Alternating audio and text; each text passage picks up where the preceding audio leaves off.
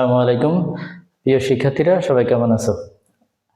অষ্টম শ্রেণীর শিক্ষার্থীরা, তোমাদের জন্য গণিতের প্রথম অধ্যায় প্যাটার্ন এই অধ্যায়টা নিয়ে আসছি। তোমাদের জন্য শুরু করছি প্যাটার্ন অধ্যায়টা। ওকে, দেখো প্যাটার্ন কি? প্যাটার্ন হলো একটা নির্দিষ্ট নিয়ম অনুসারে কোনো সংখ্যা, চিত্র বা কোনো কিছু ধারাবাহিক বিন্যাসকে প্যাটার্ন বলা হয়। তাহলে প্যাটার্ন কি বললাম? প্যাটার্ন হলো কোনো নির্দিষ্ট নিয়ম অনুসারে কোনো সংখ্যা, চিত্র বা কিছুর সুনির্দিষ্ট বিন্যাসই হলো প্যাটার্ন।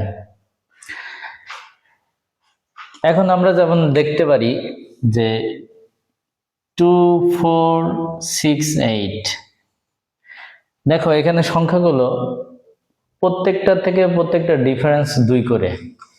যেমন 4 থেকে যদি তুমি 2 বাদ দাও 2, 4 থেকে 6 থেকে 2 বাদ দাও 2, 8 থেকে যদি 6 বাদ দাও 2। তাহলে এখানকার সংখ্যাগুলো একটা নির্দিষ্ট প্যাটার্নে আছে।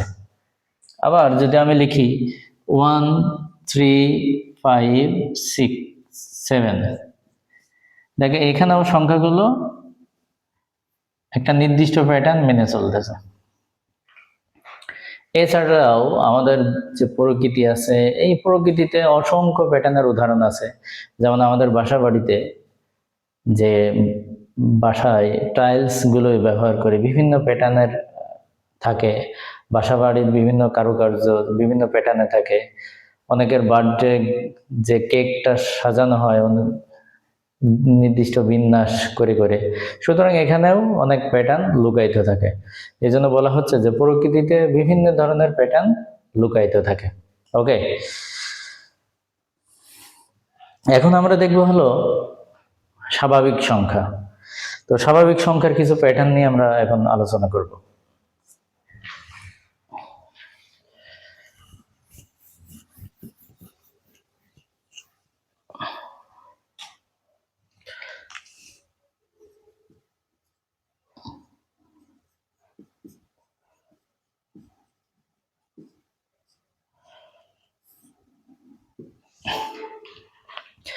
তোমাদের এই অধ্যায়ে স্বাভাবিক সংখ্যাটা জানা খুবই জরুরি। স্বাভাবিক সংখ্যা কোনগুলা?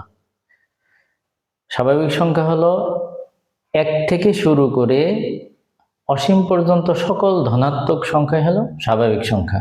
তাহলে কি বললাম? 1 থেকে শুরু করে সকল ধনাত্মক সংখ্যাই স্বাভাবিক সংখ্যা। তাহলে 1 থেকে শুরু করে অসীম পর্যন্ত 1 2 3 4 5, এইভাবে যদি চলতে চলতে আমরা অসীম পর্যন্ত যাই, তাহলে 1 থেকে শুরু করে বা অসীম পর্যন্ত প্রত্যেকটা সংখ্যাকেই আমরা স্বাভাবিক সংখ্যা বলবো। এরপরে আমরা শিখবো হলো মৌলিক সংখ্যা।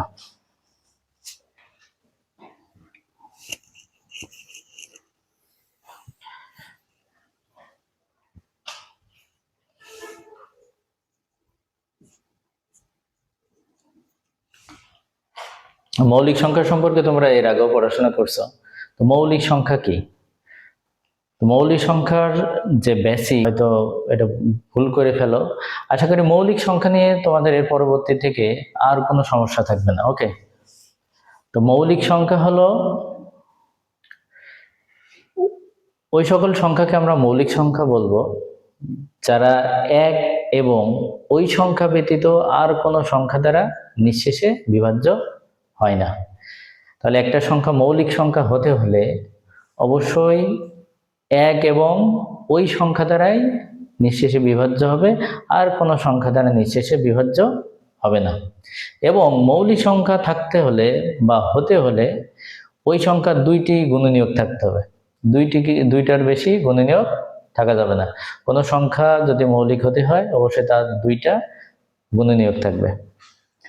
তাহলে দেখো, তাহলে মৌলিক সংখ্যা আমরা তাদেরকে বলবো যে সকল সংখ্যা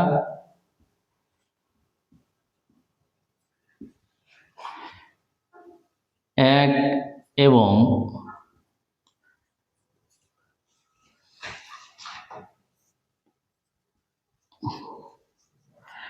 ওই সংখ্যা ব্যতীত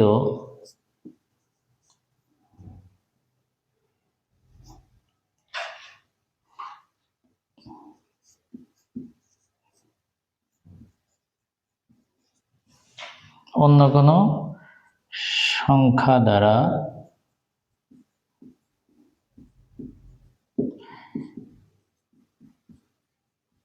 নিঃশেষে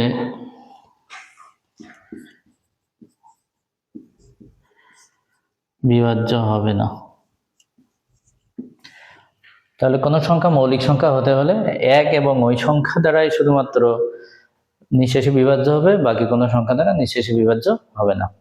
এখন তাহলে আমি একটা সংখ্যা ধরে নিলাম 2, তাহলে 2 একটা সংখ্যা, এই সংখ্যা মৌলিক কিনা একটু আমরা একটু টেস্ট করে দেখি।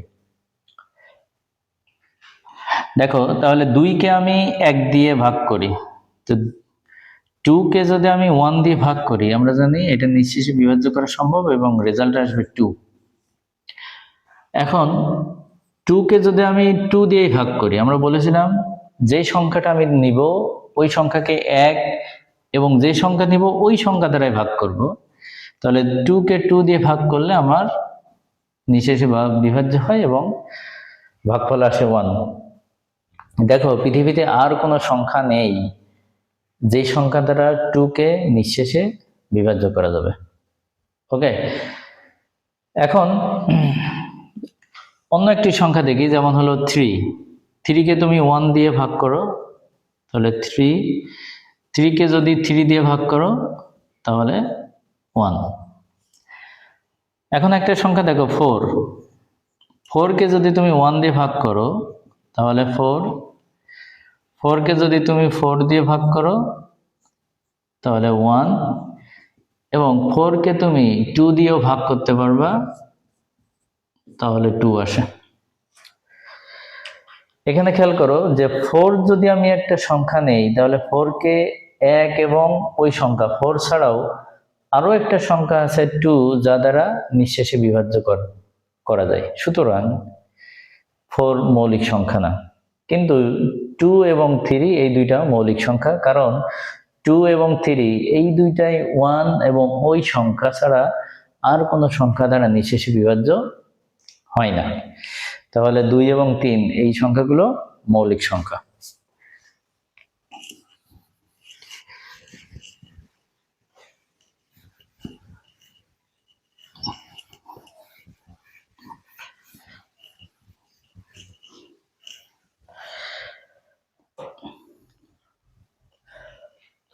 এখন একটা সংখ্যা মৌলিক সংখ্যা হতে হলে অবশ্যই তার দুইটা গুণনীয়ক থাকতে হয়। যেমন হলো 3-র গুণনীয়ক হলো 1 আর 3। যেমন 5-এর গুণনীয়ক হলো 1 আর 5। কিন্তু আমি যদি 6 নেই, 6-এর গুণনীয়ক 1, 2, 3 এবং 6। তাহলে এই 6কে 1 এবং 6 ছাড়াও আরো দুইটা সংখ্যা দ্বারা নিঃশেষে বিভাজ্য করা যায়। সুতরাং 6 মৌলিক সংখ্যা না। ওকে, এখন তোমাদের প্রশ্ন জাগতে পারে, স্যার তাহলে 1 কি সংখ্যা? 1 মৌলিক নাকি যৌগিক? এখন 1 মৌলিক এবং যৌগিক কোনোটাই না, কারণ মৌলিক হওয়ার যে কন্ডিশন, যে মৌলিক হতে হলে একটা সংখ্যার অবশ্যই দুইটা গুণনীয়ক থাকতে হয়, 1-এর গুণনীয়ক একটি, সুতরাং 1 মৌলিক না। এবং তো 1কে একাধিক সংখ্যা দ্বারা নিঃশেষে ভাগ করা যায় না, সুতরাং 1 যৌগিক সংখ্যাও নাই। তাহলে 1 মৌলিক এবং যৌগিক কোনোটি নয়, 1 এক ধরনের একটা ব্যতিক্রম সংখ্যা। আশা করি বুঝতে পেরেছো। এবং তোমাদের গণিত বইয়ে 1 থেকে 100 পর্যন্ত মৌলিক সংখ্যা বের করার একটা পদ্ধতি আছে, এই পদ্ধতিটা আমরা একটু দেখব।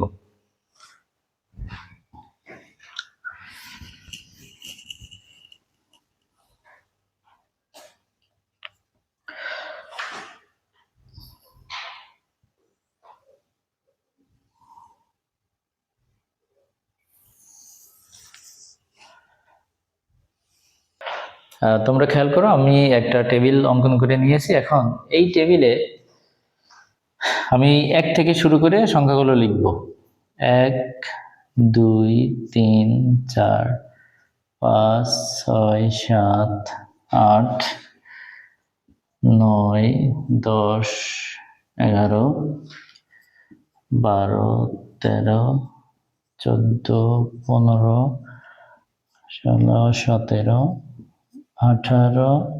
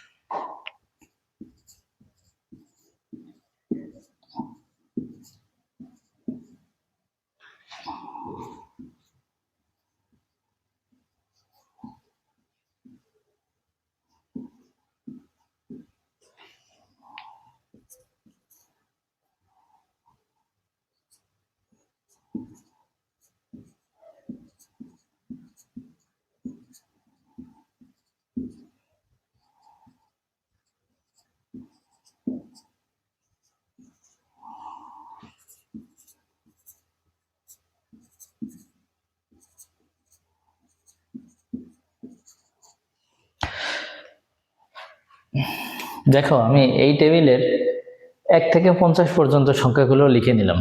ওকে, তো আমরা জানি 1 মৌলিক না, যৌগিক না। সুতরাং আমরা 2 এর যে গুণিতকগুলো আছে, এই গুণিতক সংখ্যা 2 এর গুণিতক সংখ্যা যারা আছে তাদেরকে কেটে দেব, অর্থাৎ 2 দিয়ে যাদেরকে ভাগ করা যায় তাদেরকে কেটে দেব। তাহলে 2 দিয়ে 4 কে কাটা যায় 6, 8, 10, 12, 14, 16, 18, 20, 22, 24, 26, 28, 30, 32, 34, 36, 38, 40, 42, 44, 46, 48 এবং 50। 2 এর গুণিতক যে সংখ্যাগুলো ছিল এগুলো আমি কেটে দিলাম। এখন 3 এর গুণিতক যে সংখ্যাগুলো আছে এই সংখ্যাগুলো কেটে দেব। 3 দিয়ে 9 কে ভাগ করা যায়, 21 কে ভাগ করা যায়, 27, 33,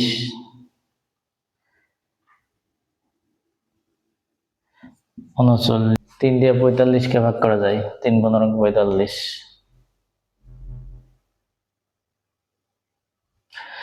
এবার আমরা দেখব 5 এই সংখ্যাটা দিয়ে, বা 5 এর গুণিতক কারা আছে তাদেরকে কেটে দেব। 10, 15, 20, 25, 30, 35, 40, 45, 50। এবার আমরা দেখব 7 এর গুণিতক কারা।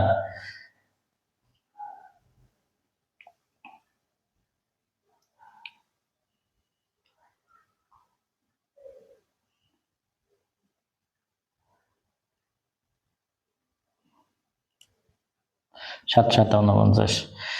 তাহলে দেখো আমরা এই সাইডে 2 এর গুণিতক, 3 এর গুণিতক, 5 এর গুণিতক এবং 7 এর গুণিতক সংখ্যাগুলো যদি কেটে দেই, তাহলে এই 1 থেকে 50 পর্যন্ত যে সংখ্যাগুলো কেটে গেছে এই সংখ্যা বাদ দিয়ে যেগুলো অবশিষ্ট আছে এইগুলো হলো 1 থেকে 50 পর্যন্ত সংখ্যার মৌলিক সংখ্যা। তাহলে 1 থেকে 50 পর্যন্ত সংখ্যার মৌলিক সংখ্যা হলো 2, 3, 5, 7, 11, 13, 17, 19, 23, 29, 31, 37, 41, 43 এবং 47। এই সংখ্যাগুলো হলো তোমাদের মৌলিক সংখ্যা। তোমরা এই নিয়ম অনুসারে 1 থেকে 100 পর্যন্ত মৌলিক সংখ্যাগুলো বের করবা।